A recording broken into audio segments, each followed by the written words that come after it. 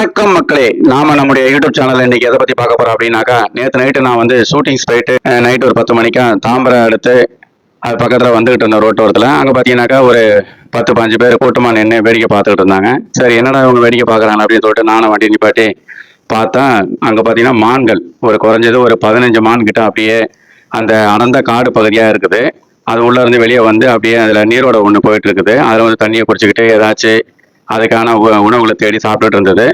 அப்போ பார்த்தீங்கன்னாக்கா ஒரு பையன் கூட பார்த்தீங்கன்னாக்கா ஆப்பிள் வாங்கி கட் பண்ணி பீஸ் பீஸாக போட்டுட்டு இருந்தான். அதையும் வந்து அதை எடுத்து சாப்பிட்டுட்டு இருந்தது. நான் உடனே கேட்டேன், இது என்னங்க இந்த இடத்துல வந்து மான்கள் இருக்கு, எப்படி இது பண்ணுறாங்க அப்படின்னு சொல்லி கேட்டேன். இது வந்து வண்டலூர் உயிரியல் பூங்கா வந்து இதுக்கு முன்னாடி தான் இருக்குது. இது வந்து பின்புறம். அதில் வந்து நைட் நேரத்தில் இதே மாதிரி தான் எப்பயுமே வந்து உலா வந்துகிட்டு இருக்கும். அந்த முள்ளு செடி, கருவேல முள் அந்த மாதிரிலாம் இருக்குது. அது உள்ள வந்து பதுங்கி இருந்து நைட்டில் வெளியே வந்து இந்த தண்ணி குடிக்கிறது அப்படியே உலா வந்துகிட்டு இருக்கும். அதே மாதிரி இந்த மான்கள் வந்து பகல் நேரத்தில் மதிய நேரத்தில் வெளியே வருமா அப்படின்னு கேட்டேன்.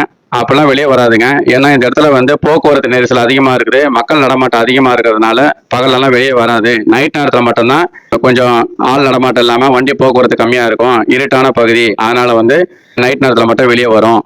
தனக்கு தேவையான தீனி அந்த நேரத்தில் சாப்பிட்டுட்டு தண்ணியை குடிச்சிட்டு அப்படியே உலா வந்துக்கிட்டு போவோம் அப்படின்னு சொல்லி சொன்னாங்க. நானும் பார்த்தேன். அதுக்கப்புறம் இது வந்து வண்டியில் வந்துகிட்டு இருக்கேன். ஒரு 1 கிலோமீட்டர் கிட்ட லைனா 5 மான் 10 மான் அப்படியே வந்துக்கிட்டு போய்கிட்டு அது மாதிரி தான் இருக்குது இங்கே. ரெண்டாவது வந்து மான்களுடைய கண்கள்னு பார்த்தீங்கன்னாக்கா ரொம்ப பிரைட்டா லென்ஸ் மாதிரி ரொம்ப ஒரு இதுவாக இருந்தது. அந்த வீடியோவில் கூட உங்களுக்கு பார்த்தீங்கன்னா தெரியும், அது பவர்ஃபுல்லாக இருக்கு. அதனால தான் அது இருட்டில் கூட நல்லா உலா வருது, இது பண்ணுறது. ரெண்டாவது வந்து நம்ம மான்கள்னாவே ஒரு சுறுசுறுப்பு, ஒரு வேகம், ஒரு துள்ளி குதிக்கிற இது வந்து அதுக்கிட்ட நிறைய இருக்குன்னு சொல்லுவோம். அது உண்மைதான். இப்போ நம்ம கிட்ட ஒரு 5 அடி தூரத்துல தான் அந்த மான்கள்லாம் நாங்களாம் பார்த்தா இருந்தது. ஆனா ஒரு ஸ்டெப்பு கீழே வச்சு அப்படி நடக்கிறான்ற ஒரு மூமெண்ட் தெரிஞ்சாக உடனே என்ன பண்ணுதுனாக்கா, பின்னாடி ரிவேஸ் பண்ணி உசாரா அதனுடைய உயிரை காப்பாத்திக்கிறதுக்காக உள்ள போய் அந்த மரத்துக்குள்ள பதுங்கிருது. அந்த அளவுக்கு அதனுடைய உயிரை வந்து அதை காப்பாத்திக்கிறதுக்கு இருக்குது. ரெண்டாவது பாத்தீங்கன்னாக்கா இந்த புள்ளி மான்கள், கொம்பு மான்கள், கொம்பு இல்லாத மான்கள் அப்படின்னு சொல்லிட்டு 3 வகையான மான்கள் வந்து நான் பார்த்தேன். உண்மையிலே இந்த மான்கள் பார்க்கறதுக்கு வந்து சூப்பரா இருக்கு.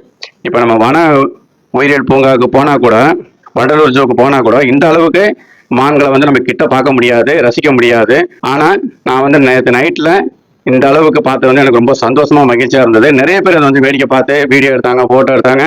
அந்த ரோட்ல போற வரவங்களுக்கு இந்த மான்களை பார்க்கறது ஒரு மிகப்பெரிய விஷயமா இருக்கும். ஆனா அதே இடத்துல இருந்து இந்த மான்களை பார்க்கறவங்களுக்கு வந்து அது ஒரு பெரிய விஷயமா தெரியாது. நாமெல்லாம் வந்து மான்களை பார்க்கணும் அப்படின்னாக்கா வண்டலூர் ஜூல போய் தான் இந்த மாதிரி மான்களை வந்து நம்ம பார்க்க முடியும் நேரடியா.